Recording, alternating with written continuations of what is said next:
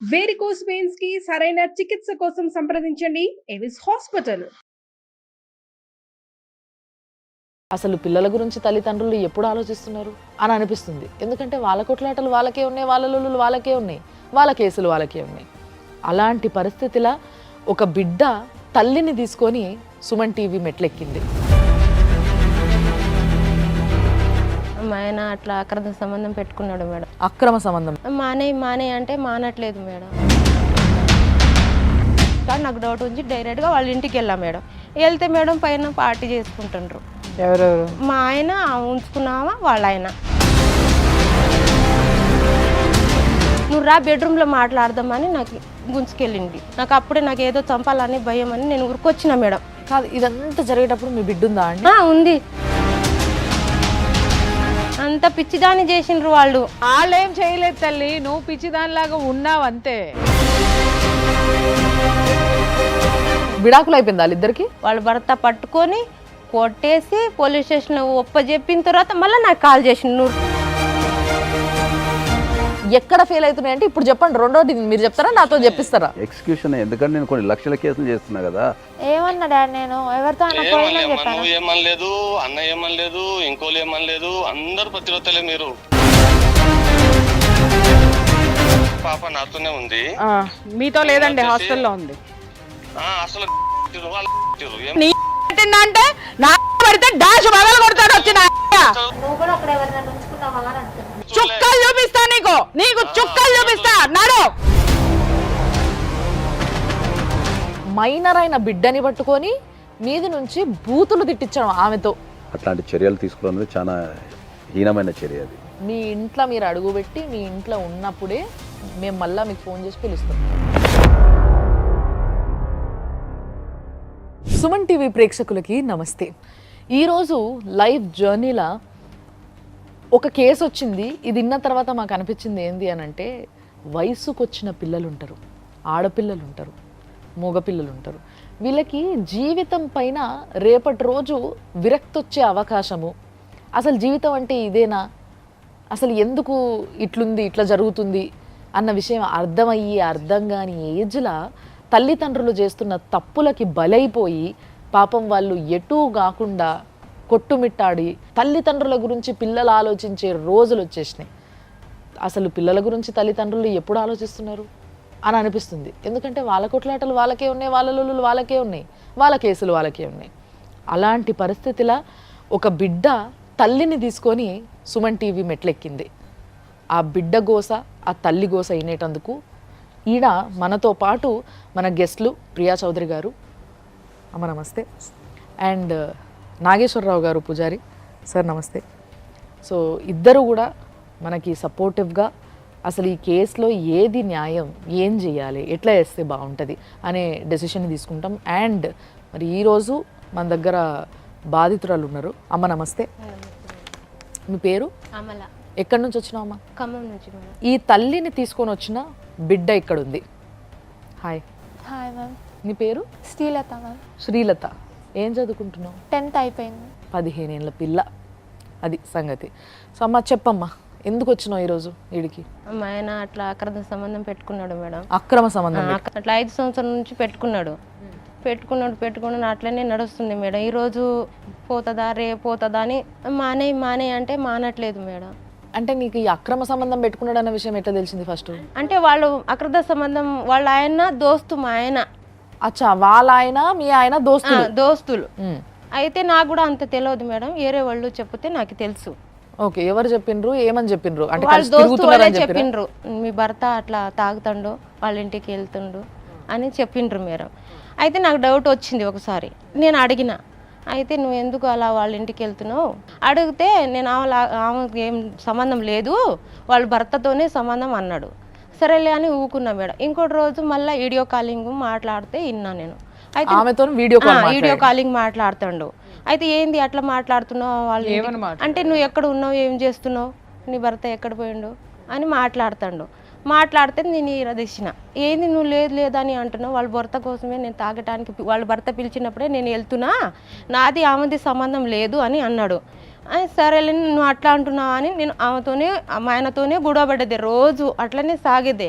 అయితే మేడం ఒక్కరోజు ఆమె పుట్టినరోజు నేను ఈరోజు డ్యూటీకి జల్దీ వెళ్తున్నా, జల్దీ రావాలి, వెంటనే 2ంటికి డ్యూటీ 12ంటికే వెళ్ళిండు మేడం, మధ్యాహ్నం షిఫ్ట్.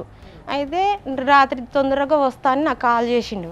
సరేలే అని పోయిండు. పోయేసరికి వచ్చిండు, నేను అన్నం కూర ఉండు నేను వస్తున్నా అని అన్నాడు. 8ంటికి ఫోన్ చేసి రాలేదు మేడం. రాలేదు. వాళ్ళ ఇంటికాడ నాకు డౌట్ వచ్చి డైరెక్ట్గా వాళ్ళ ఇంటికి వెళ్ళాం మేడం. వెళ్తే మేడం పైన పార్టీ చేసుకుంటుండ్రు. ఎవరెవరు? మా ఆయన ఉంచుకున్నామా వాళ్ళ ఆయన ముగ్గురే. ముగ్గురు. అంటే ఈమె కూడా డ్రింక్ చేస్తారా? ఆమె కూడా డ్రింక్ చేస్తుందంట. వాళ్ళు ఆవిడ మా ఆయనతో ఉన్నది వాళ్ళ భర్తకి తెలియకుండా మెయింటైన్ చేస్తాడు. పైన తాగుతుంటే నేను ఇట్లా డోర్ దగ్గర చూసి నేను వెనుక వచ్చేసిన. అక్కడ ఉండి నాకు ఆయాసం మళ్ళీ తిడితే బాగుండవు, ఇంటికాడ వచ్చినప్పుడు తిడతా అని నేను ఇంటికి వెళ్ళిపోయినా మేడం. బండి కింద ఉన్నది, హెల్మెట్ ఉన్నది మేడం, బండిలో పైసలు ఉన్నది. నేను తీసుకొని మా ఇంటికి వెళ్ళిపోయినా. వెళ్ళేసరికి 1 గంటకు వచ్చిండు మేడం. ఎక్కడ వెళ్ళాను ఇప్పుడు దాకా రాలేదని ఇరదిస్తే నేను నా దోస్తు దగ్గర ఈసీఎల్లో పార్టీ చేసిన అని అన్నాడు. అయితే నిజం చెప్పును, అబద్ధం చెప్పేవాకు, హెల్మెట్ ఎక్కడ ఉన్నది నీది నేను అడిగిన. 2-3 సార్లు తీసుకుని వచ్చేసా? హెల్మెట్ తీసుకొని వచ్చిన మేడం. గుర్తు అనమాట, వచ్చిందా లేదా అక్కడికి, ఈయనేం చెప్తాడు. నీ హెల్మెట్ ఏది అని పొద్దున అడిగిన మేడం. రాత్రి చెప్తే నాకు కొడతాడని నేను పొద్దున అడిగిన. అయితే తాగొచ్చి కొట్టడం మీ ఆయనకు అలవాట? అవును మేడం. ఎప్పుడు కొట్టాడు? ఎప్పటి నుంచి అట్లనే కొడతాడు. తాగి కొట్టడము తాగడం అనేది ఒక కారణం అంతే. దాని అంటే ఇప్పుడు ఎవరైనా సరే తాగున్నాళ్ళేమో వదిలే, తాగి వచ్చి కొట్టినాడు అంటే మన్నింపు అనేటటువంటి పదాన్ని వీళ్ళు తాగుడు అనేటటువంటి ఒక వ్యసనంతో తెచ్చుకుంటారు అనమాట. అయితే నేను నిజం చెప్పు నీ హెల్మెట్ ఎక్కడ ఉందో నిజం చెప్పు అంటే పిల్లల మీద ప్రమాణం చేసిండు మేడం. ఏమని చెప్పిండు? ఏమంటే నేను ఎన్ఎఫ్సీలోనే పోయింది, ఓకే, హెల్మెట్ ఎవరు తీసుకెళ్ళిండ్రో ఏమో పిల్లల మీద ప్రమాణం అని. ఇంతకు ఏం చేస్తాడు మీ ఆయన? NFC madam. ఏం చేస్తాడమ్మా మీ నాన్న? న్యూక్లియర్ ఫ్యూల్ కాంప్లెక్స్లో టెక్నీషియన్గా జాబ్ చేస్తాను. ఏం చదువుకున్నారమ్మా? నేను ఏం చదువుకోలేదు మేడం. మీ ఆయన ఏం చదువుకున్నాడు? మా ఆయన 10th చదివిండు. చెప్పండి. అయితే మేడం పిల్లల మీద ప్రమాణం చేసిండు. మళ్ళా నేను కొబ్బరికాయ కొడతా, దేవుడి పూటం పగల కొడతా అని అన్నాడు మేడం.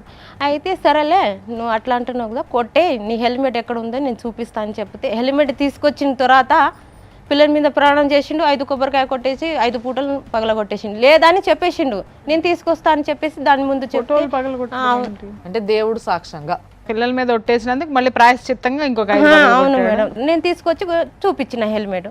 తర్వాత నిజం చెప్పిండు. అవును నేను వెళ్ళా అన్నాడు. అసలు ఏ రోజు ఆమెకి నీకు సంబంధం ఏంది అని అడగలేదా? నేను అడిగిన మేడం, అడిగిన కూడా చెప్పడు మేడం, నాకు చెప్పడు. నీకు ఆమెకి సంబంధం అంటే అసలు నేను లేనే అంటాడు మేడం. వాళ్ళ ఇంటికి తీసుకెళ్ళిండు మేడం. తీసుకెళ్తే ఏమని తీసుకెళ్ళిండు వాళ్ళ ఇంటికి, కానీ చెప్పలేదు నాకు ఇంటికాడ. నీకు మూలాల దగ్గర ఏముందో నీకు తాగితాలు కట్టిస్తా అని తీసుకెళ్తా అని అన్నాడు. సరేలే అని నేను అన్నా. మా పాప కూడా నాకు కూడా నేను కూడా వస్తా అని మా పాప అంటే నువ్వు వద్దు మమ్మీకి ఒక్కదానే తీసుకెళ్తాను, నాకు ఒక్కదానే తీసుకెళ్ళండి మేడం.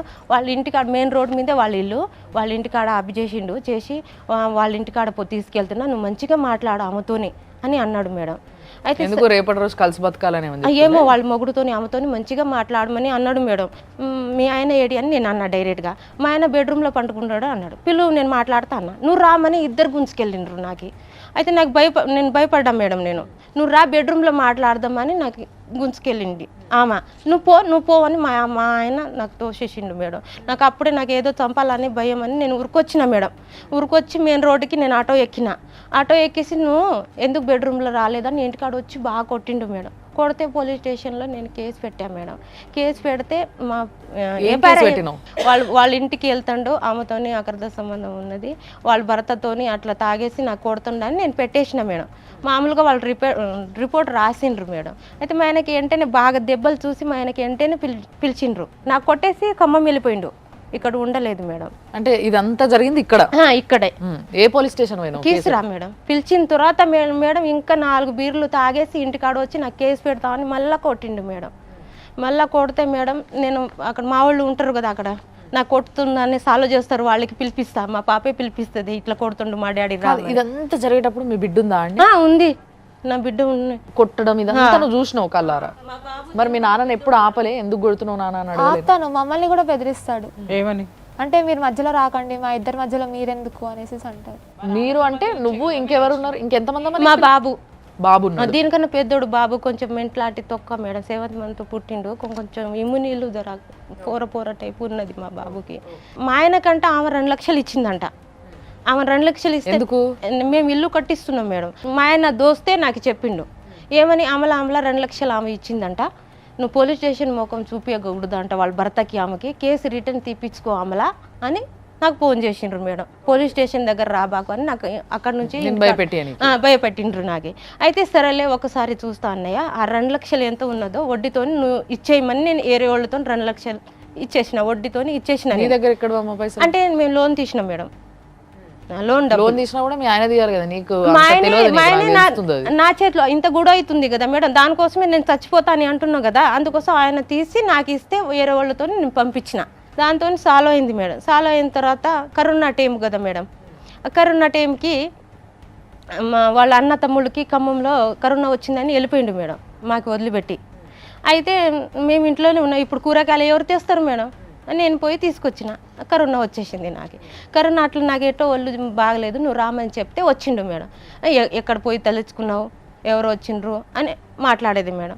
నేను ఎక్కడికి పోలేదు, మార్కెట్కి వెళ్ళా అని నేను అన్నా. అయితే హాస్పిటల్లో చూపించిండు. హాస్పిటల్లో నేను బాగైనా నా కరోనా ఏమో మా ఆయనకి తగిలింది మేడం. అయితే ఆయన హాస్పిటల్లో అడ్మిట్ అయ్యిండు. అడ్మిట్ అయిన తర్వాత ఆమె మా బావగారి కూడా తెలుసు ఆమెతో ఉందని, ఆమె మా బావగారు ఎక్కించుకొని మా ఆయనకి సేవ చేస్తుంది. మీ ఆయన తరపు ఉన్న వాళ్ళందరికీ ఈమెతోటి రిలేషన్ ఉందన్న సంగతి తెలుసు మేడం. అంటే మీ పెళ్లికి ముందు నుంచే ఉందమ్మా? పెళ్లి తర్వాత మరి ఉన్నప్పుడు వాళ్ళు ఎప్పుడు ఈయనకి ఇట్లా చేయడం కరెక్ట్ కాదనేది చెప్పలేదు మేడం, చెప్పలేదు. మా బావగారు మా యారాలే మా ఆయనకి కలిపేది వాళ్ళు ఇద్దరే.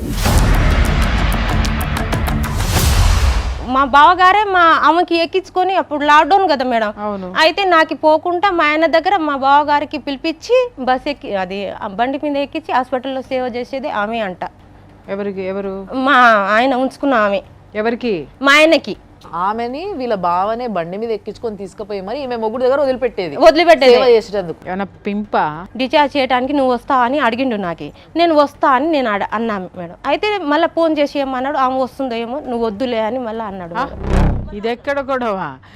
భార్య వస్తుందేమో అని చెప్పేసి అని వీళ్ళని రావద్దని చెప్తారు, ఆమె వస్తుందేమో నువ్వు రావద్దని అనేసిండు మేడం. వచ్చి తానం చేయమంటే తానం చేయించిన మేడం. తానం చేయించిన తర్వాత ఈ అన్ని ఏంటి, మీరు అన్నం వంట చేయమన్నాడు, వంట ఎక్కడ తిన్నారు అని నేను అడిగిన. అన్నం ఎక్కడ తిన్నారు అన్న. హోటల్లో తిన్నావు అన్నారు. ఆల్రెడీ లాక్డౌన్ కదా మేడం, ఇంకా ఏడ హోటల్ ఉంటుంది. నేను డౌట్ వచ్చి నేను అడిగితే హోటల్లో తిన్నా, నోరు మూసుకొని ఉండమని అనేసిండు. బావకి చెప్పు, బాగున్నాడు కదా నా వెనక అనేసిండు మేడం. వారం అయిన తర్వాత ఇప్పుడు అన్నీ నాకు డౌట్గా ఇప్పుడు గుడి అయితేనే ఉంటుంది కదా మేడం, అందుకోసము నాకు అది యాపిల్ అయిపోయినాయి, నేను పోయి తీసుకొస్తా అని అడిగిండు. అయితే నీకు కరోనా పోలేదు కదా, నేను పోయి అమ్మాయిని తీసుకొని నేను పోయి తీసుకొస్తా మన చౌరస్తా దగ్గర నేను అడిగిన మేడం. వద్దని చెప్పేసి మేడం ఆమెను తీసుకొని అది అయితే ఆమెను తీసుకొని నాకు డౌట్ వచ్చింది కదా మేడం, నేను వెనక వెళ్ళా మేడం. వెళ్తే మేడం ఆమెను కూర్చోబెట్టి కుషాయిగూడలో పూల పలారం తీసుకొచ్చిండు. మళ్ళీ అక్కడ పోతే మళ్ళీ ఇద్దరికి కొట్టడం ఎందుకు, ఇంటికాడ వచ్చేటప్పుడు మా ఆయనకి అడుగుదామని. చూసుకోవడం కాదమ్మా, పట్టుకొని రోడ్డు తన్నలేదు మేడం. అంత కొడితే తిన్నగయ్యేటోడు అంత పిచ్చిదాన్ని చేసిండ్రు వాళ్ళు. నాకైతే నువ్వు వాళ్ళేం చేయలేదు తల్లి, నువ్వు పిచ్చిదానిలాగా ఉన్నావు అంతే. మొత్తం మీద వాళ్ళిద్దరికి సంబంధం ఉందన్న విషయం నువ్వు క్లియర్గా చెప్తున్నావు. ఇప్పుడు నీ భర్త నీ దగ్గర ఉన్నాడా, ఆమె దగ్గర ఉన్నాడా? ఆమె దగ్గర ఉన్నాడు మేడం. 3 సంవత్సరం అయితే. నీ భర్త దగ్గర ఆవిడ ఉందా, నువ్వు ఉన్నావా, లేకపోతే ఆయననే పోయి ఆమె దగ్గర ఉన్నాడా? అది క్లియర్ గా చెప్పు. ఆమె నా భర్త దగ్గర ఉన్నది. అంటే మీ ఇంట్లో ఆమెనే వచ్చి ఉన్నది. వాళ్ళ భర్త వదిలిపెట్టిండు మేడం. మా గూడో నేను వెళ్ళిపోయిన తర్వాత మా ఆయన తీసుకొచ్చి ఆటపోత కోసేటం భువనగిరి కొట్టేసి నా కొట్టిండని అమ్మోళ్ళ ఇంటికి ఉన్నాడు కదమ్మా, ఎప్పుడు పడితే అప్పుడు కొడుతుండే. ఆ రోజే నాకు బాగా గూడ అయింది. పడి పడి పడి ఏదో ఒక రోజు విరక్తి అనేది వస్తుంది. ఆమె ఇన్ని మానకి చెప్పింది ఏంటంటే ఇన్ని విధాలుగా ఆవిడ పడింది. 10 రోజుల్లో బుద్ధి చెప్పి మళ్ళీ రిటర్న్ రావచ్చులే అని కోపంతో వెళ్ళిపోయినా మేడం. ఎక్కడ పోయినావు? మా అమ్మోళ్ళ ఇంటికాడ. అమ్మోళ్ళ ఇంటికాడ వెళ్ళిపోతే తర్వాత నా మీద అక్రమ సంబంధం పెట్టేసిండు. నీ మీదనా? నా మీద. నీకు ఎవరితో సంబంధం పెట్టిండు? నాకు ఆ ఉట్టిగానే పెట్టేసిండు. ఎవరి మీద ఎవరితో ఉందని స్పెసిఫిక్ గా ఒక పర్సన్ ని చూపించినాడా? అది చూపియలే మేడం. నీకు అక్రమ సంబంధం ఉంది కాబట్టి నువ్వు అమ్మగారింటికి వెళ్ళిపోయినా అని పెట్టేసిండు మేడం. చేసుకో. దాని తర్వాత నేను పోయిన తర్వాత ఆమెను తీసుకొని ఏడపోతు కోసటం, రూమ్ లో ఉంచటము అన్ని వాళ్ళ భర్త పోతే ఎవరికి ఘోషించినాడు? మా ఆయన ఉంచుకున్న ఆమె ఇద్దరు ఇప్పుడు వాళ్ళు భార్యాభర్తలు గూడబడి మా ఆయనతోనే ఇప్పుడు ఏటపోతు కోసటం మా ఆయన. ఓ మస్తు మజా చేసుకున్నారా? అవును మేడం. నేను నీకు నీ వాళ్ళు పోయా, నాకు నా ఆ, వాళ్ళు పోయా వాళ్ళు అన్నట్టు ఇద్దరు. మనం బరంపురం అని చెప్పేసి అని వాళ్ళిద్దరు కలిసి ఆటపోతు ఇప్పుడు ఆ అమ్మాయికి పిల్లలు లేరమ్మా? ఇద్దరు పిల్లలు ఉన్నారు. మా పిల్లలంతా ఉన్నారు. మా పాప ఆ అమ్మాయి కూడా ఉన్నారు మా సార్. విడాకులు అయిపోయింది వాళ్ళిద్దరికి? లేదు మేడం. నాకు వాళ్ళ భర్త నాకు కాల్ చేసిండు మేడం. ఏమని నువ్వు ఎప్పుడు వెళ్ళిపోయినావు, నాతోని మా ఆవిడ గూడ పెడుతుంది అక్క, అసలు ఎందుకు నువ్వు వెళ్ళిపోయినా ఏందని వాళ్ళ భర్త పడితే మాది గూడైంది సార్, మా ఇద్దరి మధ్యలో గూడైంది అని నేను వాళ్ళ భర్త కన్నా. లేకని వాళ్ళ భర్తతోని గూడబడి వాళ్ళ భర్త పట్టుకొని కొట్టేసి పోలీస్ స్టేషన్లో ఒప్పజెప్పిన తర్వాత మళ్ళీ నాకు కాల్ చేసిండు, నువ్వు రా, నీ ఇంట్లో నువ్వు ఉండు, ఆమె ఎందుకు ఉంటది. ఆమె భర్త రెడ్ హ్యాండెడ్ గా ఇద్దరికి డైరెక్ట్ గా పట్టుకొని కొట్టి పోలీస్ స్టేషన్ లో పెట్టారు. అవును మేడం. పోలీసులు ఏమన్నారు? పోలీసు నాకు తెలియదు మేడం ఏమన్నారు. వాళ్ళు భర్తే వాళ్ళు అమ్మోళ్ళని పిలిపించి పట్టించిండ్రు మేడం. పట్టించి ఇద్దరికి కొట్టేసి కుషాయిగూడ పోలీస్ స్టేషన్లో కేసు పెట్టి డిపార్ట్మెంట్లో ఇచ్చిండ్రు మేడం. ఎవరు, మీ ఆయనని ఆమెని? ఆటోమేటిక్ మర్డర్ కేసు పిల్లలతో పెట్టించిండంట మేడం. వాళ్ళ భర్త పిలిచిండు, నేను రాలేదు. కుషాయిగూడ వాళ్ళతోనే ఏదైనా పోవాలి, నేను ఎందుకు వాళ్ళ మధ్యలో దూరాలని నేను రాలేదు మేడం. నువ్వు చెయ్యలేనటువంటి పని ఆయన చేశాడు. ఆయన తెలుసుకున్న క్షణమే నీ భర్త మీద కేసులు పెట్టాడు. పెట్టిన తర్వాత నిన్ను పిలిచి నీ కాపురం నువ్వు చేసుకోమ్మా అని చెప్పేసి నిన్ను పిలిచినప్పుడు కూడా నువ్వు వెళ్ళకపోవడం అనేది నీ తప్పు. ఇన్ని రోజులు బయటలో ఉంచేసి డైరెక్ట్ జనవరి 1కి ఇంటికాడ తీసుకొచ్చిండు డైరెక్ట్గా. పెళ్లి చేసుకున్నాడా? మనకి తెలియదు మేడం. ఈమెకి డైవర్స్ అతను ఇవ్వలేదు, ఆమె హస్బెండ్కి డైవర్స్ ఇవ్వలేదు, but they are living in together in one roof, under one roof. ఇది ఏంటి సార్? జనరల్గా అయితే ఈమెకి డైవర్స్ కంపల్సరీ ఇవ్వాలా, తర్వాత ఆమె కూడా డైవర్స్ తీసుకోవాలా. కానీ మరి మ్యూచువల్ అండర్స్టాండింగ్లో వాళ్ళు ఉన్నట్టుంది. వాళ్ళు మ్యూచువల్ అండర్స్టాండింగ్ లో ఉన్నారు సార్. ఈ మ్యూచువల్ కన్సర్న్ ఏమవుతుంది, ఆ పిల్లలు ఏమవుతుంది, ఆ భర్త ఏమవ్వాలి, ఈ భార్య ఏమవ్వాలి? ఇప్పుడు ఈమె గట్టిగా పోరాడాలి కదా. ఇప్పుడు అక్కడ నుంచి వాళ్ళ హస్బెండ్ కాల్ చేసినప్పుడు, వాళ్ళ హస్బెండ్ కేసు పెట్టినప్పుడు, ఈమె కాల్ చేసినప్పుడు ఈమె కూడా వెళ్ళాలి కదా కంపల్సరీ. డే 1 నుంచి ఏంటంటే పెళ్ళి అయింది కాబట్టి ఆమె పెళ్ళిని కాపాడుకోవడానికి అలా ఉన్న పిల్లల జీవితం ఖరాబ్ కావద్దని ఆమె సాక్రిఫైస్ చేస్తూ వస్తున్నది. ఇవాళ కాకపోతే రేపైనా మారకపోతాడా, ఎల్లుండైనా మారకపోతాడా, ఏదో రకంగా మారకపోతాడా, ఏదన్నా గొడవ పడితే పిల్లల జీవితం ఏమైనా ఖరాబ్ అయిద్దేమో అనే ఉద్దేశంతోనే ఆమె మంచి మనసుతోనే అర్థం చేసుకొని పిల్లల కోసం ఆమె సాక్రిఫైస్ చేస్తూ వస్తుంది. ఇప్పుడు భార్య క్వశ్చన్ చేసింది అనుకోండి, అవతల వాడు తప్పించుకునేటటువంటి మూమెంట్లో అతి నీచమైనటువంటి సంబంధాలు కూడా కలుపుతాడు. అంటే ఇప్పుడు ఉన్నామే కూతురనో చెల్లెలనో అక్కనో కూడా చెప్పేటటువంటి వాళ్ళు కోకొల్లలు ఉన్నారు. మీకు తెలిసిన కేసులు బోల్డ్ ఉన్నాయి అలాంటివన్నీ. అవి మనం ప్రూవ్ చేయలేనటువంటి, ఇవాళని నిలువున కోసిన అవతల ఉన్నటువంటి అది కూడా తండ్రిలానే చూసుకుంటున్నానంటది, అన్నయ్య అని అంటది, లేకపోతే మా బాబాయ్ గారు అని అంటది, లేకపోతే ఇంకేమన్నా అంటది. కానీ యువతల వాడు కూడా అదే పలుకుతాడు. ఇది మనం ప్రూవ్ చేయలే, కానీ జరుగుతున్నది ప్రపంచానికి తెలుసు, భార్యకి తెలుసు, కానీ కోర్టులకు ఎందుకు తెలియవు సార్? కోర్టుల దృష్టికి తీసుకెళ్లాల్సిన బాధ్యత మన మీదే ఉంటుంది కదా. ఆమె కనుక నిజంగా పోలీస్ స్టేషన్కి వెళ్ళి అక్కడ కౌన్సిలింగ్లు ఇప్పించి వాళ్ళ దృష్టికి తీసుకెళ్తే అది స్టార్టింగ్లో వెళ్ళిపోయేది. అది స్టార్టింగ్ తీవ్రత ఎప్పుడైతే ఈమెకు తెలిసిందో, ఈమెకు అనుమానం వచ్చిందో, మనం ఇంతకుముందు చెప్పినప్పుడు ఎప్పుడైతే ఈమె హెల్మెట్ గురించి మాట్లాడినప్పుడు అప్పుడే గట్టి యాక్షన్ తీసుకొని ఉండి అప్పుడే కనుక మనం పోలీస్ స్టేషన్లో కంప్లైంట్ ఇచ్చి మనకు సఖీ సెంటర్ ద్వారా కానీ లేకపోతే పోలీసుల ద్వారా కానీ కౌన్సిలింగ్ ఇచ్చి ఉంటే ఆ భయం అప్పుడు ఉంటుండే. ఆమె ఆల్రెడీ ఒకసారి కేసు పెట్టడం జరిగింది. ఆమె ఒంటి మీద దెబ్బలు చూసి ఇమీడియట్గా పోలీసు వాళ్ళు వాళ్ళ ఆయనను పిలిపించడం జరిగింది. అప్పుడు ఏమన్నారమ్మా మరి పోలీసు వాళ్ళు? పిలిచి ఏమన్నారు నాకు చెప్పలేదు మేడం. నువ్వు ఎందుకు పోయినావు మరి పోలీస్ స్టేషన్కి అట్లాంటప్పుడు? ఆమె భయానికి పోలీస్ స్టేషన్ పోయింది అంతే. ఓన్లీ భయానికి పోలీస్ స్టేషన్ పోయి కంప్లైంట్ ఇచ్చింది. తర్వాత ఏ రకమైన ఫాలోఅప్స్ కానీ చర్యలు కానీ తీసుకోలేదు. ప్రపంచవ్యాప్తంగా చూసుకుంటే భారతదేశంలో ఉన్నన్ని చట్టాలు, మహిళలకు ఉన్నన్ని చట్టాలు భారతదేశంలో తప్ప ఎక్కడ ప్రపంచంలో లేవు. ఏముంది సార్, ఎట్లా ఉందంటే చట్టాలు ఎలా పనికొస్తున్నాయంటే అక్రమ సంబంధాలు పెట్టుకుంటానికి వీటికి చట్టాలు ఉపయోగపడుతున్నాయి, కానీ ఇట్లా పోరాడే వాళ్ళకి నిజంగా భార్యలకి ఏ విధమైనటువంటి న్యాయం జరగడం లేదు sir, to be frank at all. కానీ ఫెయిల్యూర్ ఎందుకు అవుతున్నాయి అంటే వాళ్ళు పోరాటం లేదు, ప్రతిసారి ఎక్స్క్యూజ్ చేస్తారు. ఇట్లా పోరాడనోళ్ళు ఉన్నారు, నేను కాదని అంటలేను, బట్ తక్కువ పర్సంటేజ్. ఎందుకంటే ఏ భార్యకైనా భర్త విషయానికి వచ్చేసరికి ఎక్కడ లేని స్వార్థం ఉంటుంది. ఎక్కడ నా భర్త నాకే, నన్నే చూడాలి, నాతోనే ఉండాలి, ఇంకొకరిని చూడ్డానికి లేదన్న ఫీలింగ్ ఉంటుంది. అది ఉండడం న్యాయం, అది ఉండడం ధర్మం, అది లేకపోతేనే దరిద్రం నిజానికి చెప్పాలంటే. సో అట్లున్నా కూడా ఎక్కడ ఫెయిల్ అవుతున్నాయి అంటే ఇప్పుడు చెప్పండి. రెండోది మీరు చెప్తారా, నాతో చెప్పిస్తారా? ఎక్స్క్యూషనే. ఎందుకంటే నేను కొన్ని లక్షల కేసులు చేస్తున్నా కదా. కంప్లైంట్ ఇచ్చినప్పుడు ఉన్నంత ఆవేశము, ఎందుకంటే చట్టం అనేది ఎప్పుడు కూడా క్విక్ రిజల్ట్ ఉండదు. మీరు అంటున్న వర్జన్ ఒకటి ఉంది, నేను కాదని అంటలే, అది ఒప్పుకుంటున్నా. అది ఒక 5% 10% ఉండొచ్చు.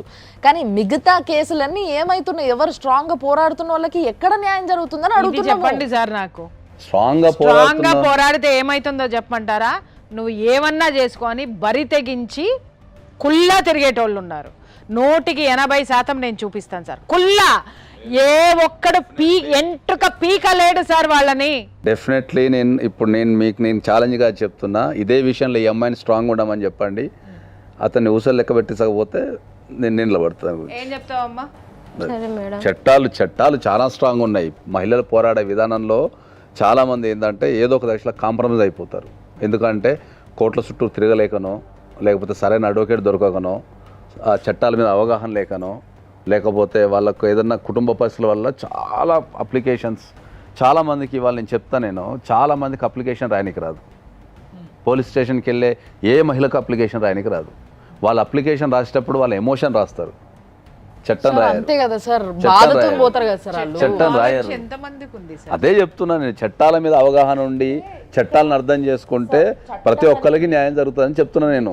మీరు చెప్తున్న విధంగా ఆలోచిస్తే చట్టం అనేది ఒక అఫీషియల్గా మీరు అంటున్నట్టుగా దాన్ని ఫాలో అవ్వడం కరెక్టే, నేను కాదని అంటలే. కానీ చట్టంకి కూడా ఫస్ట్ ప్రాబ్లం సాల్వ్ చేయడం అనేది గొప్ప విషయం. ఇక్కడ ఫామ్ ఫిలప్ చేయడానికి వస్తుందా, పద్ధతులు వస్తాయా, ఇవన్నీ కాదు కదా. అల్టిమేట్గా చట్టం రూల్ కూడా అదే. ఎవరైతే ప్రాబ్లంతో వస్తారో వాళ్ళ దిక్కు న్యాయం ఉంటే వాళ్ళకి న్యాయం చేసి తీరాల. కానీ అట్లా జరుగుతలేదు కదా, అదే కదా ప్రాబ్లం అంతా. ఆ ప్రాబ్లమ్ని ఐడెంటిఫై చేసి కొన్ని వందల సందర్భాల్లో ప్రతి ఒక్కరికి ఏం చెప్తున్నా అంటే ఏంటంటే, నీకు ఆరోగ్యం బాగాలేకపోతే డాక్టర్ దగ్గరికి పోతారు ఈ దేశంలో. అడ్వకేట్కి మొత్తం అయిపోయిన దగ్గర ఎంత అయిపోయి మొత్తం సమస్య జటిలమైన తర్వాత పోతారు. ఒక పోలీస్ స్టేషన్కి వెళ్ళే ముందు ఎంతమంది అడ్వకేట్ దగ్గర కన్సల్ట్ అవుతున్నారు? మరి అదే ఒక ఆరోగ్యం బాగాలేకపోతే మీరు ఒక డాక్టర్ దగ్గరికి ఇమ్మీడియట్లీ పోయి ఏదో ఒక డాక్టర్ దగ్గరికి పోతారు. ఇంటి పక్కన డాక్టర్ దగ్గర కన్నా పోయి మీరు ట్రీట్మెంట్ తీసుకుంటారు.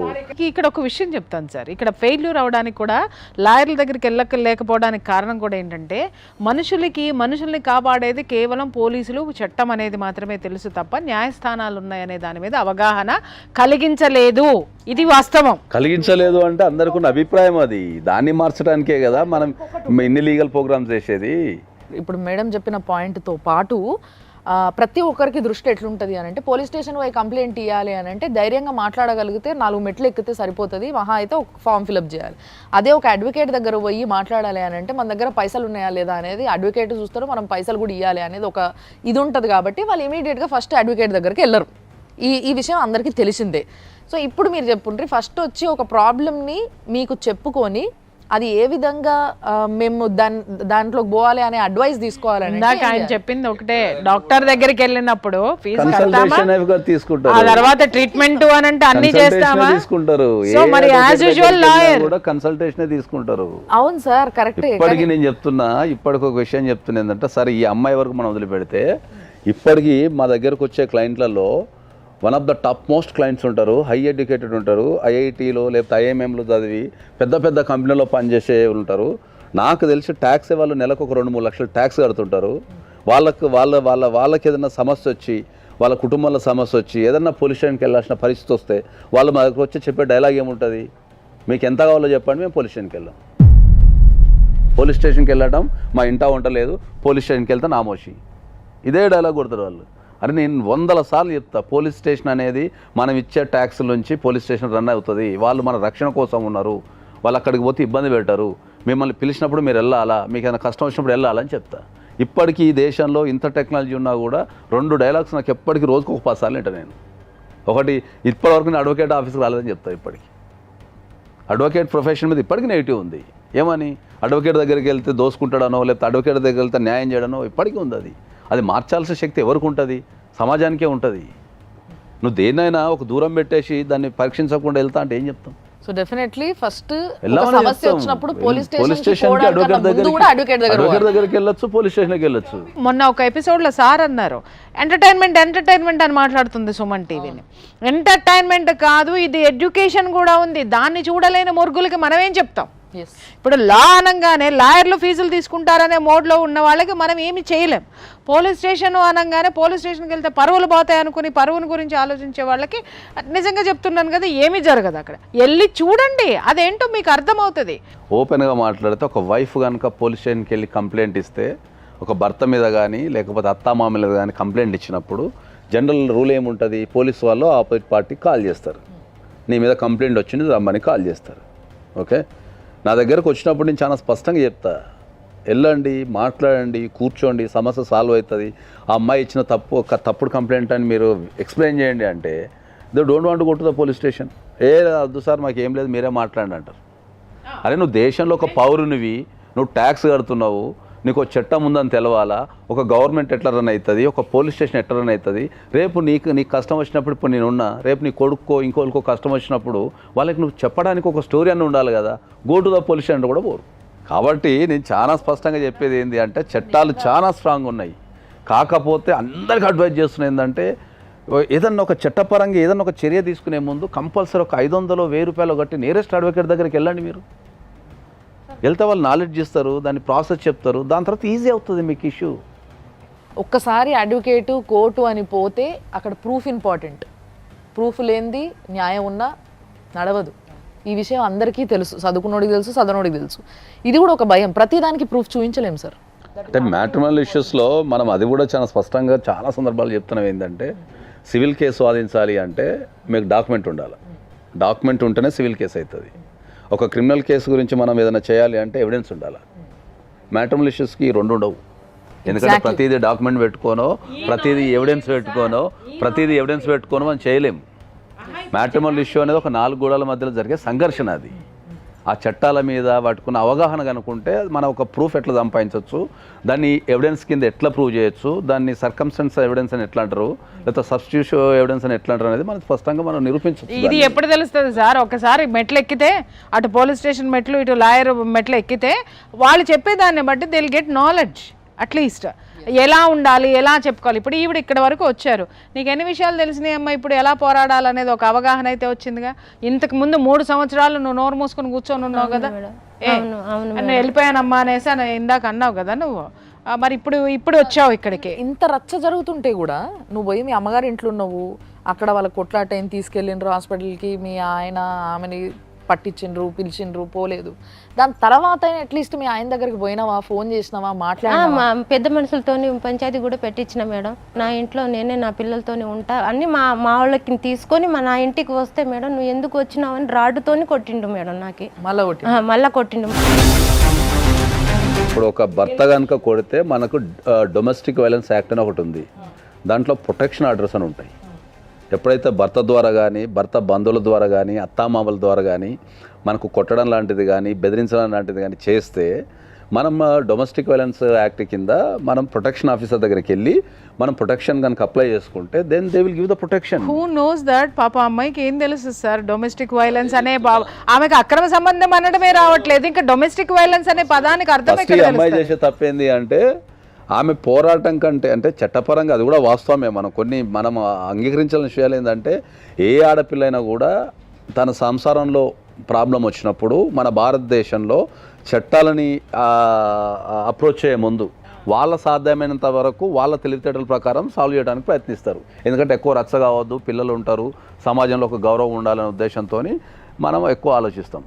భారతదేశంలో మోరల్కి ఎక్కువ వాల్యూ ఉంటుంది, చట్టం కంటే ఎక్కువ మనం మోరల్కి వాల్యూ ఇస్తాం. భారతదేశానికి ఉన్న గొప్పతనం ఏంటి అంటే, ప్రపంచం మొత్తం మీద గొప్పతనం ఏంటి అంటే మనం మోరల్స్కి వాల్యూ ఇస్తాం. అంటే ఇప్పుడు ఒక భార్య భర్తున్నారు అనుకో, వేరే అమ్మాయి వచ్చినప్పుడు అన్న కిందలో పరిచయం చేసేస్తాం. అవును అవును, అర్థమైందా? That is the moral.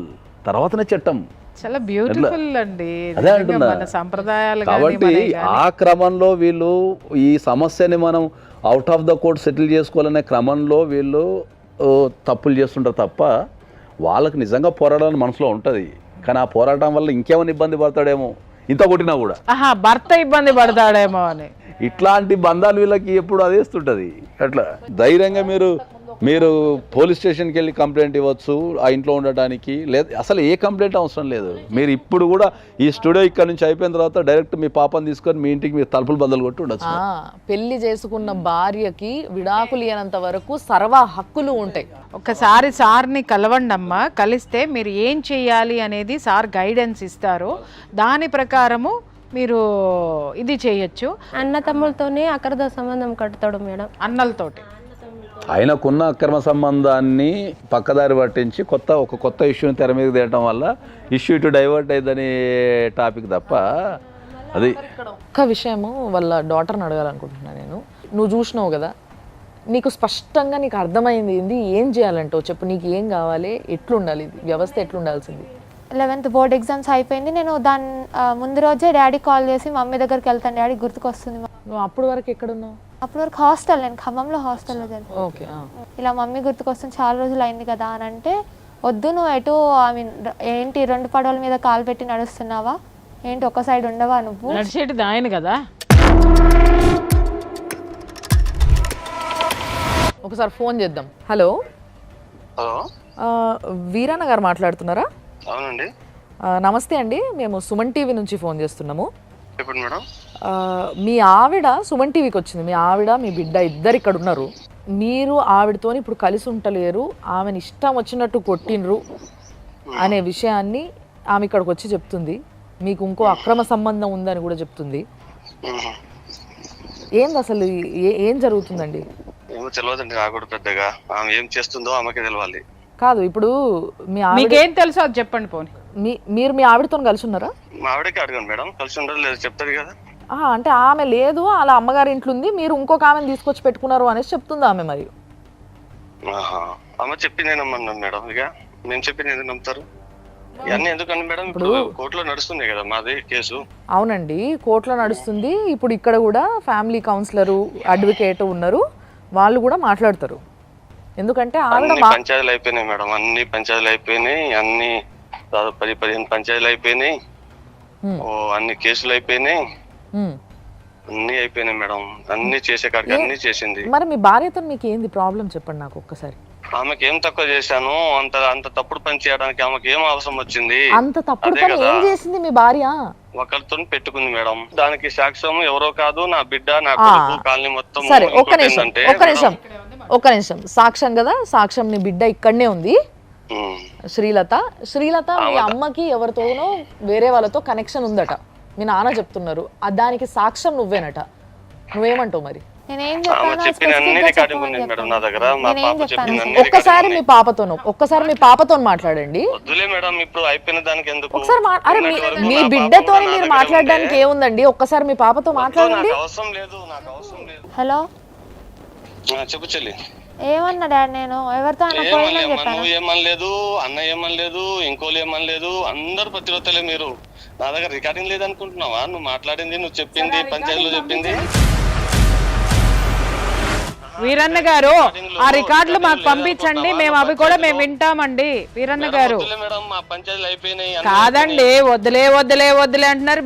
మీ తరపున ఉంటే మేము స్ట్రాంగ్ గా మాట్లాడతాం కదండి. మా తరపున ఉన్న స్ట్రాంగ్ మాట్లాడి ఏం చేస్తారు మేడం? పోయిన దాన్ని తీసుకొచ్చి నాకు అంట కడతారా? కట్టలేరు కదా. అవునండి, ఎందుకు అంట కట్టమండి? భార్య అన్న తర్వాత ఎట్లా వదిలేస్తామండి? అంటే ఎవరున్నారు మీ ఇంట్లో? ఎవరున్నారండి? వాళ్ళ ఇంట్లో ఎవరున్నారు? అరే కాదు, వీరన్న గారు కట్టలేరు అంటున్నారు అని అంటే తప్పు మీ దగ్గరే ఉందని జనాలు అనుకుంటారు. అనుకోమంటారా? మీరు మాట్లాడినట్టు మేము మాట్లాడలేము. మగవాళ్ళని మీరు తక్కువ చేసి మాట్లాడతారని కూడా తెలుసు. ఎవరో ఎప్పుడు చూసినా నువ్వు మగవాళ్ళని నేను తక్కువ చేసి మాట్లాడుతున్నానని టీవీ సాక్షిగా అనిపించవయ్యా. మీ వీడియోలు ఎన్నిసార్లు చూస్తలేను మేడం. ఎన్నిసార్లు చూసినప్పుడు మగవాళ్ళని ఎప్పుడు తక్కువ చేసి మాట్లాడినా నేను? అదే పని. అవును కరెక్ట్ గా దొరికినా రోజు నీకు ఇదే పని. ఆడోళ్ళందరినీ కూర్చోబెట్టుకొని ఆడోళ్ళందరినీ ఇజ్జత్ తీసి మాట్లాడడం అనేది నీకు బాగా ఇదే పని అంట. మీరు ఏం న్యాయం చేస్తారు? రోజు ఎవరికి అన్యాయం చేస్తారు, ఎవరికి మాట్లాడుతారు అని నేను రోజు వీడియోలు చూస్తా ఉంటాను. ఎవరికి అన్యాయం చేసినామో తీసుకురా బిడ్డ. One side of the coin మేము వినం. మేం వినమయ్యా. అట్లా అనుకుంటే మీ ఆవిడకే నేను బోల్డని చెప్పాల్సి వస్తుంది. మీకు ఫోన్ చేసి మీరు వయ్యాకి అని మాట్లాడకండి మేడం అని చెప్తున్నా నేను. నేనేమన్నాను? అది నాకంటే చిన్నోడివి ఏంటయ్యా అన్నాను. ఎందుకు ఏంటయ్యా అన్నది కూడా నీకు అమర్యాద అనంటే ఇక జీవితంలో నిన్ను ఎవడో బాగు చేయలేడురా నాయన. మీ ఆవిడ ఏదైతే చెప్పిందో అది మొత్తం వాస్తవం చెప్తున్నాను కదా. నువ్వు నాకంటే చిన్నవాడివి. నేను కౌన్సిలింగ్ లో ఉన్నప్పుడు ఖచ్చితంగా నేను అయ్యా అనే మాట్లాడతా. అయ్యా అంటే మాకు చాలా గౌరవమైనటువంటి పదం. వయ్యా అంటున్నారు, అయ్యా అంటలేరు. ఇనవయ్యా అంటున్నారు, అయ్యా అంటలేరు. అయ్యో ఇనవయ్యా, మరి అయ్యా అన్నప్పుడు ఎనవయ్యా అనగా ఎనరా అంటారా? సరే మీతో మేము మాట్లాడలేము కానీ చెప్పండి. నేననేది మీ ఆవిడతోటి ఏంటి ప్రాబ్లం? ఇవాళ నీ ఇంట్లో ఈ పరాయి స్త్రీతో నువ్వు ఉంటున్నావు అనేది ఎలిగేషన్. అది వాస్తవమా కదా? Sir no. మాకు ఎటువంటి పరాయి స్త్రీతోనే నాకు సంబంధం రైట్. అయితే ఆవిడ రైట్స్ ప్రకారం ఆవిడ మీ ఇంటికి వస్తుంది. ఆవిడ రైట్స్ ప్రకారం వస్తుంది. ఆమె ఇంట్లో ఆమె ఉంటది. ఆమెకి స్థానం ఇవ్వండి.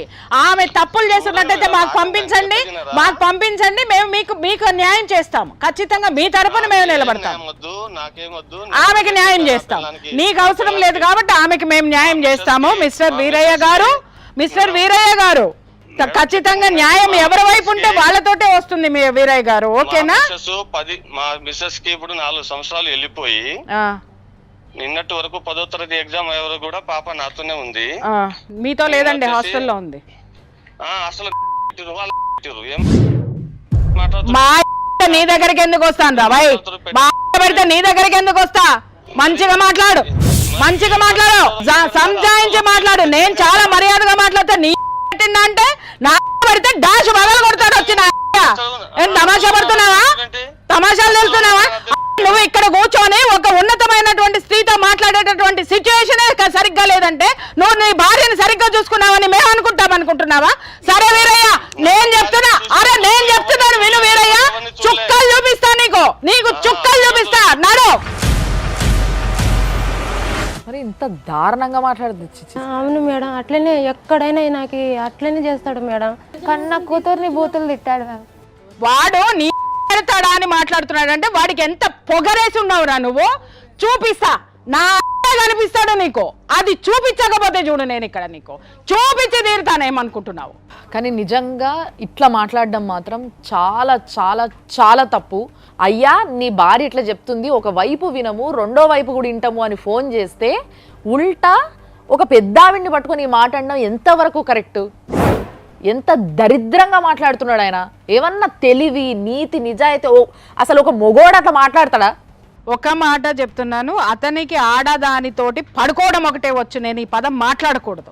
వాడు అదే ధ్యాసలో అదే విధంగా కట్టుకున్న భార్యను కూడా ఆ విధంగానే బయటికి నెట్టేసేసి రోడ్డును పడేసిన కూతుర్ని అక్కడ కూర్చోబెట్టుకొని తల్లికి అక్రమ సంబంధం ఉందని కూతురికి తెలుసని బుకాయించే ఇంతకంటే సంస్కారంగా మాట్లాడతాడని మనం ఎక్స్పెక్ట్ చేయడం అనేది కరెక్ట్ కాదు. చెప్పు తల్లి, నువ్వు చెప్పేంది ఏమన్నాడు మీ డాడీ?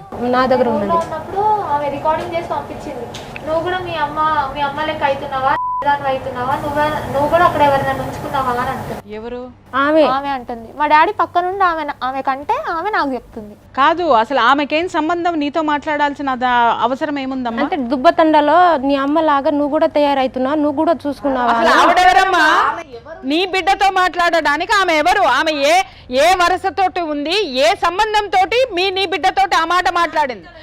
ఒరే నువ్వు ఇట్లాంటి గలీజు పనులు చేస్తూ గలీజు మనుషుల్ని నీ చుట్టూ పెట్టుకొని ఇక్కడ నువ్వు నీ ఇష్టం వచ్చినట్టు మాట్లాడితే ఊరుకుంటామని మాత్రం అనుకోకు. ఇక్కడ ఏమి చేతగాక కూర్చోలేదు మేము. ఇక్కడ చేతగాక ఇది ఒక వ్యవస్థ అన్న విషయాన్ని మర్చిపోకండి.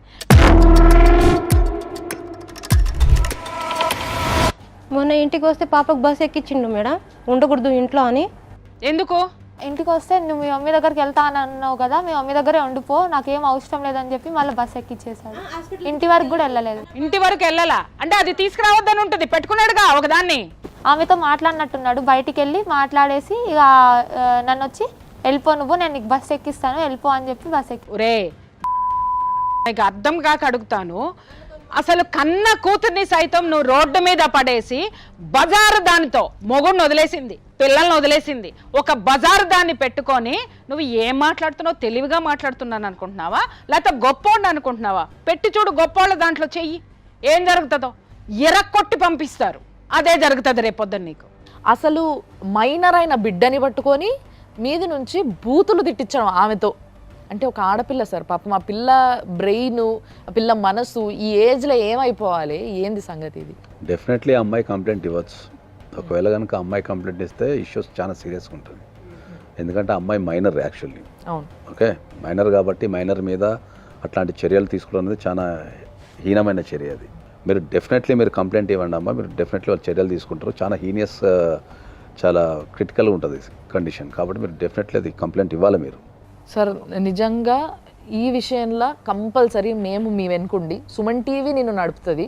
నేను చెప్తున్నా, ప్రతి ఒక్క తండ్రికి బుద్ధి రావాలా. ఆడపిల్లని కనడం కాదు, దాన్ని అపురూపంగా పెంచుకోవడంతో పాటు నువ్వు ఎట్లా బిహేవ్ చేయాలి, ఎట్లా మాట్లాడాలి, ఎట్లా చూసుకోవాలి అనే విషయం తెలిసి ఉండాలి. ఈ దరిద్రానికి ఆడపిల్లల్ని కనకండి, దయచేసి కనకండి. కంటే ఆ బాధ్యత తీసుకోవడం ముందు నేర్చుకొని కనండి. ఇంత దరిద్రంగా మాత్రం ట్రీట్ చేయకూడదు. ఆడపిల్లైనా మగపిల్లలైనా పిల్లలమ్మ, ఈ భూమి మీదకి వచ్చినటువంటి పిల్లలు. అంటే పశువులు కానీ పశువుకి వీళ్ళకి తేడా లేదన్నమాట. అరే నువ్వు కూర్చున్నది ఎవరి షోలో కూర్చున్నావు, ఏ షోలో కూర్చున్నావు, ఎక్కడున్నావు అనేది కూడా జ్ఞానము. సోయ మర్చిపోయి కూర్చున్నావు, ఒళ్ళు మర్చిపోయి అంటారు. ఇంకా మా ఒక భాషలో చెప్పాలంటే ఒళ్ళు కొవ్వెక్కి ఉన్నావని అంటారు అనమాట. తెప్పిస్తా, దిగిస్తా, ఖచ్చితంగా దిగుతుంది. శిరస్సు నుంచి సిరిపాదం దాకా దింపుతా. అమ్మ నీకు ఇప్పుడు సార్ చెప్పిండ్రు కదా, నువ్వు కేసు వేస్తే ఈ కేసు చాలా బలపడుతుంది.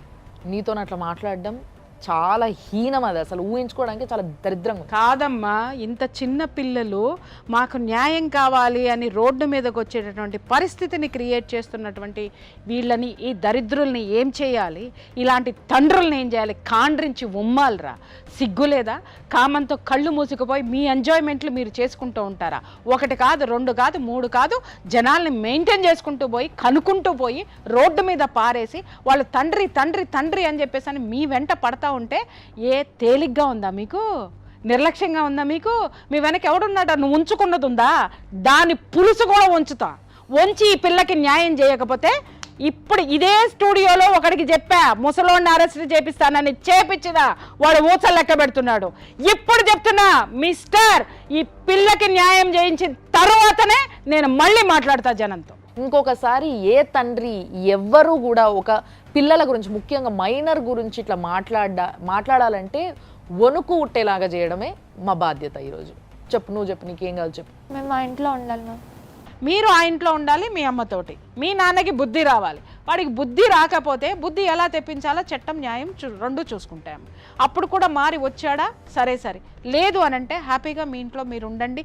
మీ అమ్మ పని చేసుకుంటుందో ఏదో ఒకటి చేసుకుంటుంది, నువ్వు చక్కగా చదువుకో. నీ తండ్రిని చూసావు, ఆ పక్క ఉన్న స్త్రీని చూసావు, నీ తండ్రిని చూసి నీ బిడ్డల్ని ఎలా పెంచకూడదో, ఎలా పెరగకూడదో చూసుకో. ఆ పరాయి స్త్రీని చూసి నీ జీవితంలో ఇలాంటి సంఘటనలు ఎదురైతే వాటిని ఎలా తిప్పి కొట్టాలో నేర్చుకో. సంసారాలని నిలబెట్టే పనిలోనే ఉండమ్మా. సార్ మీరు చెప్పండి, ఇప్పుడు ఏం చేస్తే కరెక్ట్ అంటారు? ఇప్పుడు దాకా మీరు చూసిండ్రు ఎట్లా మాట్లాడుతున్నాడు మనిషి అనేది కూడా. సో ఎట్లా వీళ్ళకి న్యాయం చేయాలి? ప్రధానంగా అయితే వాళ్ళ ఇంటికి వెళ్ళిపోవచ్చు, ఏం కాదు. మీరు ఇక్కడ నుంచి డైరెక్ట్గా మీరు ఆ ఇంటికి వెళ్ళిపోవడానికి వల్ల చర్యలు ఏముందో అది మేము తీసేసుకుంటాం. మీరు డెఫినెట్లీ ఆ ఇంటికి వెళ్ళండి. మీ మదరు, మీరు, మీ అన్నయ్య దాంట్లో ఉండండి. మీకు ఉండే హక్కు ఉంటుంది. అది చట్టపరంగా కానీ మోరల్గా కానీ దాంట్లో ఉండే హక్కు మీకే ఉంటుంది. కాబట్టి మీరు డెఫినెట్లీ దాంట్లో ఉండండి. తర్వాత మీకు కావాల్సిన మెయింటెనెన్స్ కానీ, మీ స్టడీకి సంబంధించిన ఖర్చులు కానీ, రేపు మీ అన్నకు సంబంధించిన మెడికల్కి సంబంధించిన ఖర్చులు కానీ ప్రతి ఒక్కటి ఇవ్వాల్సిన బాధ్యత ఆయనకే ఉంటుంది. సో డెఫినెట్లీ దాన్ని కోర్టు నుంచి కూడా మీరు తీసుకోవచ్చు. మీ స్టడీస్ కానీ దానికన్నా ముందు మీరు ఇందాక చెప్పింది కూడా తనకి సెక్యూరిటీ కోసం వాళ్ళ ఆయన కొడతాడు కాబట్టి డీవీసీ ప్రొటెక్షన్ కూడా వేసుకోవచ్చు. చట్టపరంగా మీరు ఆ ఇంట్లోకి చేరడానికి, తర్వాత మీరు బతకడానికి మీ రైట్స్ ఏమున్నాయో అవి డెఫినెట్లీ మీ అందరం ఇక్కడ కూర్చొని డెఫినెట్లీ మీకు సాయం చేస్తాం. దాంట్లో మాత్రం మీరు ఏం డౌట్ పెట్టుకోకు. ప్రధానంగా నీకు చెప్పేది ఏంటంటే, నువ్వు ఎదుగుతున్న పిల్లవి. ఈ సమాజానికి నీలాంటి వ్యక్తులు, ఎదుగుతున్న వ్యక్తులు కావాలా. ఒక పోరాటం కోసం ధైర్యం చేసి, ఒక తల్లి కోసమో, నువ్వు పడుతున్న బాధ కోసమో, దేనికోసం ఇక్కడికి వచ్చినావు. కాబట్టి నిన్ను గెలిపించడానికైనా సరే, ఓకే, ఒక న్యాయం ఉంది ఈ దేశంలో, కంపల్సరీ న్యాయం జరుగుతుంది అనుకొని నిన్ను గెలిపించడానికైనా సరే మీ అందరం రాత్రనక పాలన కష్టపడి నీకు కావాల్సింది ఏదైనా, చట్టపరంగా నీకు రావాల్సింది ఏదైనా నీ దగ్గర చేర్చే బాధ్యత మా పైన ఉంది. కాబట్టి డెఫినెట్లీ నీకు కావాల్సిన ప్రతి ఒక్కటి మేము చట్టపరంగా ప్రొవైడ్ చేసేస్తాం. ఇంతే ధైర్యంగా ఉండి మంచి చదువులు చదువుకొని ఒక ఉన్నత స్థానానికి ఎదిగి ఎప్పుడైనా సరే ఒక 10 మందిని కాపాడే ప్రోగ్రాం పెట్టేసుకో. వస్తే పాపకి ఎల్లగొట్టిండు, రేపు బాబు కూడా పంపేస్తాడు మేడం. ఎవరిని ఎల్లగొట్టాక ఎవరికి ఉండదమ్మా. కోర్టు కావాలంటే మీకు కోర్టు ఆర్డర్ కూడా ఇప్పిస్తాం మేము దానిపైన. బాజాప్తుగా కోర్టు ఆర్డర్ కూడా మీరు ఆ ఇంట్లో ఉండటానికి కావాల్సిన కోర్టు ఆర్డర్ కూడా కోర్టు ఆర్డర్ పట్టుకొని నువ్వు ఇంటికి పోదు కాబట్టి నీకు ఏ భయం లేదు దాంట్లో. ఓకే, నువ్వు కూడా పిల్లలు ఎదుగుతున్నారు కాబట్టి, ప్రధానంగా నీకు బిడ్డ ఉంది కాబట్టి, ఆడపిల్ల ఉంది కాబట్టి, ఆమె ఇప్పుడు 10th క్లాస్ పూర్తి చేసుకుంది. మళ్ళీ ఇప్పుడు మనకు ఇంటర్మీడియట్ అవన్నీ పెద్ద పెద్దలు చదవాల్సిన అవసరం ఉంటుంది కాబట్టి మీరు కూడా ధైర్యంగా ఉండండి. మీరు కూడా మీ పిల్లలకు ధైర్యాన్ని ఇవ్వండి, పోరాడండి. దానికి సంబంధించి ఏదున్నా కూడా మేము తప్పకుండా మీ అందరం నిలబడి చేసేస్తాం. దానికి మీరు ఆ ఇంట్లోకి చేరిన తర్వాత మళ్ళీ మీరు కంపల్సరీ ఒకసారి రండి. ఇది మనం చేరిన చెప్పడానికి అడిగినావు కదా, నేను మా అమ్మ మా అన్న ఇంట్లో ఉండాలి. మీ ఇంట్లో మీరు అడుగుపెట్టి మీ ఇంట్లో ఉన్నప్పుడే మేము మళ్ళీ మీకు ఫోన్ చేసి పిలుస్తాం. ఆ రోజు అదే షో ప్రపంచం చెప్పండి ఎట్లుందో ప్రతి ఒక్కరికి చూపిస్తాం. మీరు ఏ దశలో కూడా మీరు బాధపడాల్సిన అవసరం లేదు. మీరు ఎప్పుడైనా సరే సుమన్ టీవీకి కానీ నాకు కానీ పర్సనల్గా ఎవరికైనా సరే మీకు ఏ అవసరం వచ్చినా మీరు కాల్ చేయండి. నేను ఎక్కడ పోయినా న్యాయం కాలే, ఇక్కడికే న్యాయం అవుతుందని నేను ఇక్కడికే వచ్చినా సార్. ఇల్లు కూడా అమ్మేదానికి సిద్ధమైండు సార్. మేడం ఇల్లు అమ్మకుండా కూడా మీరు ఆర్డర్ తెచ్చుకోవచ్చు, ఏం ప్రాబ్లం ఏం లేదు. సో లీగల్గా మీరు ఏం చేయాలో అవన్నీ సార్ అడ్వైజ్ చేస్తారు. వాటన్నిటికీ మీరు రెడీ అవ్వండి. ఇప్పుడు కూర్చోబెట్టి అవన్నీ కూడా మీకు ఎక్స్ప్లెయిన్ చేయడం జరుగుతుంది. అవన్నిటిని ఆ ప్రాసెస్ని కూడా మనం ముందుకి తోయడం జరుగుతుంది. దానివల్ల మీ నాన్న ఇల్లు అమ్మలేడు. ఒకవేళ ఇల్లు అమ్మినా కూడా మీరు అది ఆపడానికి వేసే నోటీస్ ఏదైతే ఉంటుందో అది అడ్డం ఉన్నాక ఇంకా మిమ్మల్ని ఎవ్వరూ ఏమీ చేయలేరు. ఆ ఇల్లును అమ్మలేరు, మీరు ఉండకుండా బయటికి తొయ్యలేరు. అన్నీ మీ దారిలోకి వస్తాయి. 2 ప్లాట్లు నా పేరు మీద ఉంది మేడం. అయితే ప్లాట్లే రాయి పిల్లల పేరు మీద. అయితే రామని అంటాడు మేడం. 1కి 2 చేసినావు, నా పిల్లలు పోస్తే ఎట్లా, నా ఆస్తి నేను ఎవరికి ఇస్తాను, నా పిల్లలకి నా ఇంట్లో నాకు రాని అంటే అస్సలకి రాని. తక్కువైందేమోనమ్మా, అందుకని నీ కూడా ఇచ్చి ఇవ్వమన్నాడు. బాగా పెడదాం, సరిపడా పెడదాం, ఇద్దరికి పెడదాం. దయచేసి నేను చెప్తున్నా, ఒక ఆడదానికి కానీ మగవాడికి కానీ న్యాయం కావాలి అంటే ఎక్కడికైనా వెళ్తాడు, ఎంత దూరమైనా సరే వెళ్తాడు. ఇది మాధ్యమము, ఇది మాధ్యమము, మీడియాకి కొన్ని హక్కులు ఉన్నాయి, అలాగే కొన్ని బాధ్యతలు కూడా ఉన్నాయి. అవి 2 నిర్వర్తించి తీరుతుంది. అంతేగాని టీవీలో కూర్చునే వాళ్ళు పని పాట లేక కాదు, లేకపోతే కూర్చొని ఏదో పనికి మాలినటువంటి షోలు చేసుకునే వాళ్ళం మేము, అంతకంటే కాదు. ఒకసారి మేము గనక పట్టుకున్నామంటే దాన్ని వదిలిపెట్టే ప్రసక్తే లేదు, దాన్ని సక్సెస్ చేసి తీరుతాం. సో చూసిండ్రు కదా, తప్పకుండా వీళ్ళిద్దరికీ న్యాయం జరిగేలా చేస్తాం, దాన్ని మీకు చూపిస్తాం.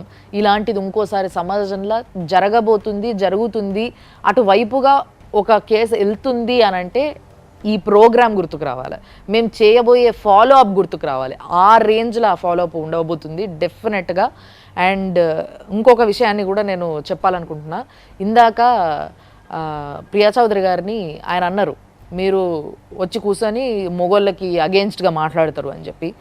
ఇదే స్టేజ్ మీద ఇదే వేదికపై ముగ్గురము కూర్చొని ఎంతోమంది మొగోళ్ళకి వాళ్ళ భార్యల కోసం వాళ్ళ వైపు నుంచి కొట్లాడిన రోజులు ఉన్నాయి. లాస్ట్ ఎపిసోడ్లో మొన్నొచ్చిన ఆయనకి నేను అక్కనయ్యి నిన్ను నీ భార్యను తీసుకొచ్చి నీ దగ్గర చేరుస్తా, నువ్వు నీ భార్య కావాలంటున్నావు కదా అని చెప్పి దానికి నేను నిలబడతా అని చెప్పి ఆయన వెనక నిలబడడం జరిగింది. కాబట్టి దయచేసి మిగతా వాళ్ళు ఎవరైతే ఈ మాయలు ఉన్నారో, లేదు వీళ్ళు ఆడోళ్ళకే ఫేవర్గా ఉంటారు అనే మాయ ఏదైతే కప్పేసిందో వాళ్ళకి చాలా క్లియర్గా చెప్తున్నా, మొగోళ్ళు ఆడోళ్ళు కాదమ్మా, న్యాయం ఎవరి దిక్కు న్యాయం ఉంది, ఎవరు అన్యాయంగా ఇంకొకరిని హింస పెడుతున్నారు అది మాత్రమే గమనించడం జరుగుతుంది. దానికోసమే ఈ ప్రోగ్రాము. ఏదో మీకు చూపించడానికి, ఈడ కూర్చొని మాట్లాడడానికి, రేటింగ్లు తెచ్చుకోవడానికి కాదు. తప్పకుండా సమాజంలో ఎంతో అంత మంచి చేసినాము, లేకపోతే న్యాయం చేసినామన్న ఒక మార్క్ కోసమే ఇంత కష్టపడుతున్నాము. కాబట్టి ఈ కష్టాన్ని ఇట్లే చేస్తాము. ఎవరేం అనుకున్నా, ఎవరేం అన్నా ఎక్కడ తగ్గము, తప్పకుండా న్యాయం చేసి తీరుతాము.